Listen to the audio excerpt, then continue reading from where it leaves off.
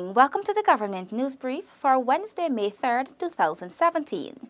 In the news this evening, despite challenges, government confident that the Georgetown Public Hospital Corporation can provide quality health care, tougher penalties for reckless drivers, and more persons now benefiting from government's public assistance program. Stay tuned for these and other stories. Thank you for staying with us. I am Renetta LaFleur. Here are the details. The Georgetown Public Hospital Corporation is still able to provide optimum health care amidst challenges. Delicia Haynes has the details. The Parliamentary Sectoral Committee on Social Services today visited the Georgetown Public Hospital Corporation. The visit was to examine the operational procedures which members of the public follow when accessing emergency health care and to observe the conditions under which patients are cared for. Chairperson of the committee, Dr. Vindhya Prasad, says that these visits are aimed at ensuring that better quality health care is offered to persons in Guyana. And our intent this morning, as was our intent in the various visits that we would have already done, was to find out where we can have recommendations, not only from top-level management, but also from persons within the system who use the system, so that these recommendations can be compiled in a report, taken to Parliament, debated if necessary, and acted on. In addition to the recommendations emanating from our visits and our recommendations based on what we would have observed, or in our engagement with various members of staff and those who utilize the services of the hospital. The committee visited departments such as the Accident and Emergency Unit, the Pediatric Unit, the Surgical Outpatient Department, the Maternity Unit, and the Cardiac Intensive Care Unit, as well as the Medical Laboratory. All units highlighted shared similar constraints as it relates to drug and staff shortages. However, it was noted by the minister within the Ministry of Public Health that these issues do not affect the level of health care offered. We do have some shortages, of course, but it's not affecting the care or the quality care that our doctors and nurses are giving to the patients. So, and of course, we know where the challenges are, where the gaps are, and we have made efforts and we continue to make efforts to address those. The Sectoral Committee on Social Services has thus far visited the New Amsterdam Regional Hospital, Diamond Diagnostic Center, and the Linden Hospital Complex. A number of scheduled visits are expected for hinterland hospitals and others along the coast. Recommendations and all other information gathered from these visits will be compiled in a report and presented to the National Assembly for swift consideration and action.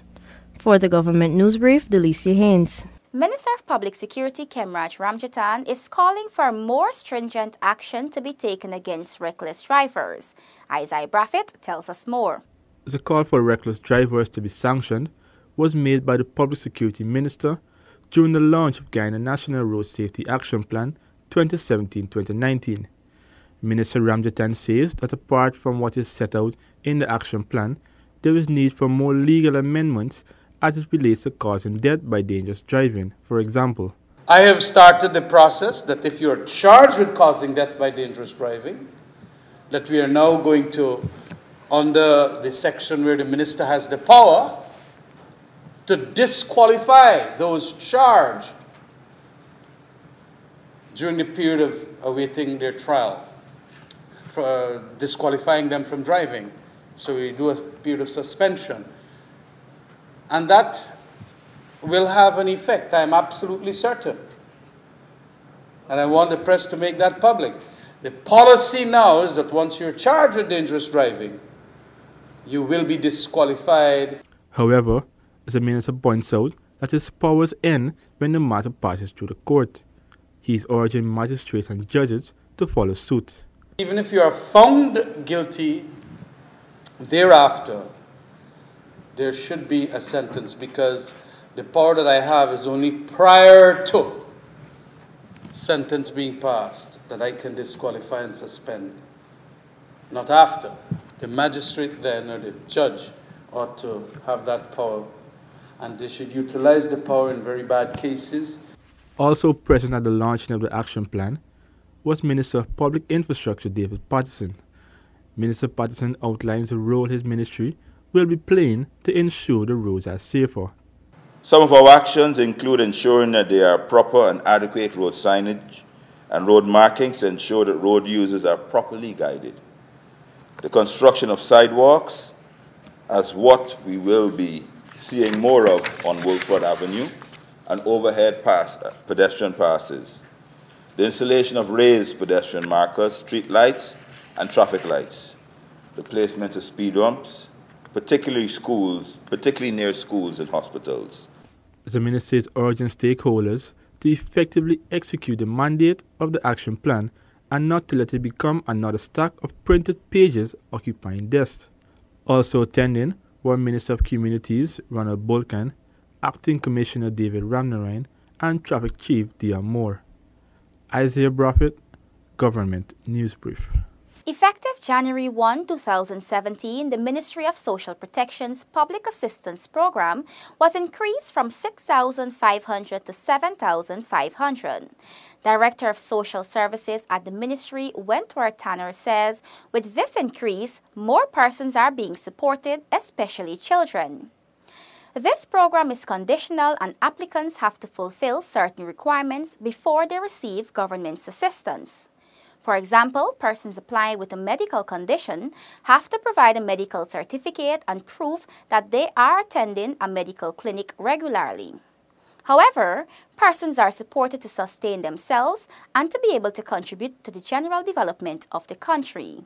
Tanner notes that the different categories of public assistance are medical, temporary, and economic public assistance. He explains that the medical is for persons with temporary health problems, such as an accident that will prevent them from working. The economic ones are given to persons who have economic problems and cannot sustain their families, and the permanent public assistance is for persons with permanent disabilities, such as paralysis. For the medical and economic category, a review of circumstances is conducted every 6 months, and for the permanent category, once every year. The Commission of Inquiry into the Education Sector is calling on the Ministry of Education to review the interactive radio instructive program. Tiffany Rodias has the details. Chairman of the COI into the Education Sector, Ed Caesar, says many teachers have complained about the structure of the IRI program. These complaints were made during the recently concluded consultations. The complaints have been many. The ministry needs to look at the IRI program. Some people are saying too many concepts. Some people think things are happening too quickly before the children can respond. Answers given by the narrator and so on. Caesar, a former education officer, notes that some teachers credited the poor performance in mathematics at the primary level to the IRI program. In fact, some schools have said, let us abandon the IRI program and go back to the regular teaching of mathematics. The COI recommends that the Ministry of Education reassess the program.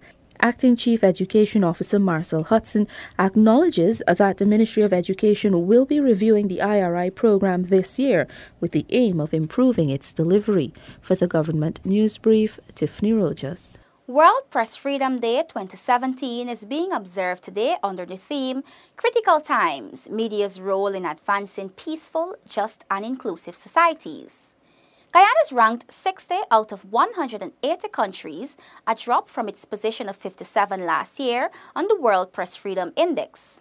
In a statement to mark the day, the government reiterates its commitment to protect the constitutionally enshrined rights of the people of Guyana to freedom of expression and information.